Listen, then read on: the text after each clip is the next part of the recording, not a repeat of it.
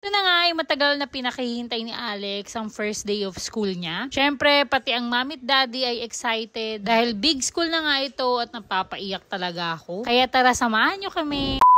Gabi pa nga lang ay niready na namin tong headdress niya na puro gulay. Actually mga mare, itong first day nila ay parang meet and greet lang. Dahil 2 hours lang ito. Tapos nutrition man pa. Kaya may paganito at hindi na nga namin pinagandaan masyado. DIY na lang namin. After nyan, ito ang Papa Pinyo nagpa-plancha ng palda. Pero dyan talaga siya magaling. Kaya naman siya talaga yung nagpa-plancha. Fast forward, kinaumagahan, niready ko na nga itong mga dadalhin niya dahil meron silang sandwich making. Niwa-hiwa ko na to at niready ko na sa isang lagayan para kuha-kuha na lang siya at hindi na siya mahirapan dun sa school. Ready ako dito ng lettuce, kamatis, yung pinaka-sliced cheese na, at syempre yung ham, hindi mawawala. Cook na nga ito, kaya naman hindi ko na niluto. Ito nga at may pakita pa tayo ng tiyan. Char. Bread naman, naglagay na ako dito ng 6 pieces sa baunan din. Naghugas ako mga mare ha, kaya malinis tong kamay ko. Meron naman ako dito ang ketchup and mayo para sa condiments. As bumili na ako ng maliliit na lagayan na katulad nito dahil hindi naman niya mauubos o magagamit lahat kapag pinadala ko yung malalaking bottle. Napaka-cute nga at tignan nyo. Mura ko lang yan nabili at nilagay ko na dito lahat sa bag para sama-sama. Meron ding paper plate, wet wipes, pinabaunan ko siya. Tapos plastic gloves at yung hairnet nga ay nakalimutan ko. Meron din siyang apron dito at lahat na nga ay kumpleto na. Inlagay ko nga din tong headdress niya at tignan nyo naman, napakaganda. School nga nila ay parang may pa-event every month. Kaya naman paghahandaan ko talaga yan. Dito ko naman nilagay lahat yung mga gamit niya para isang kuhaan na lang.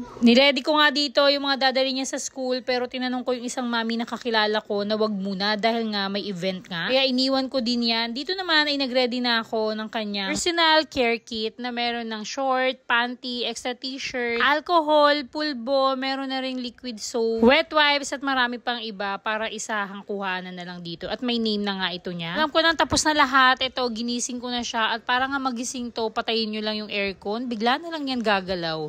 Yan talaga ang pampagising ko sa kanya mga mare. Ewan ko ba dito. Kahit gaano kahimbing ang tulog kapag pinatay talaga ang aircon ay magigising. Jamaican lang nga yung pinaka-almusal namin dyan at hindi naman kami heavy breakfast. Almusal na rin kami dito ni Daddy at hindi ko na nga na-videohan. Nasabay sana ni Daddy si Alex kaya lang masyadong late na. Natatraffic pa talaga yan sa daan. Tapos naligo na rin kaming dalawa. Kala ko nga makakasama ako sa loob ng room mga mare dahil nga 2 hours lang naman. Kaya naligo na din talaga ako dyan. Pero usually talaga pag ganito ay sabay na talaga kami naliligo. Medyo malaki nga sa kanya yung pinaka-uniform pero baka din kasi bigla siyang lumaki kaya hindi ko na ipapa-adjust. Yung skirt naman ay napaputulan ko na yan dati pa dahil sobrang haba. Ganda din pala yung ganito kaiksing buhok at konti lang yung ayos ay okay na. Hindi katulad nung mahaba yung buhok niya. Naku, naglalaan talaga ako ng oras doon para ayusan siya. At eto na ang ating grade 1 student na napaka-excited. Nung dumating nga kami ng school ay medyo nagulat siya dahil ang dami talagang mga mami sa labas. Nabahan din ako mga mare. Dahil hindi nga kami pwede pumasok sa loob. Kamalan pa nga siyang kinder dito dahil napakaliit.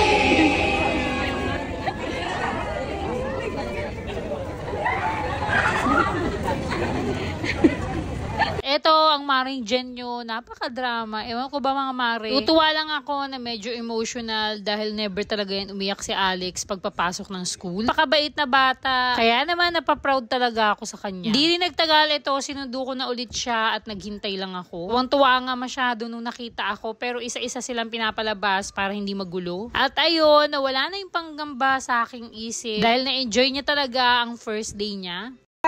Yay! First day 1, survive! Friends mo? Ilan friends mo?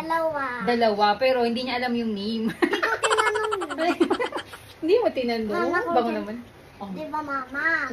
Magagawa nga kami ng sandwich. Siguro nalagay ko yung cheese tsaka potato dyan sa, ano ba lang, na office ng kaibigan ko. Sa chair. Sa table, gulat ako na wala yung cheese tsaka yung, ano ba to? Yung lettuce.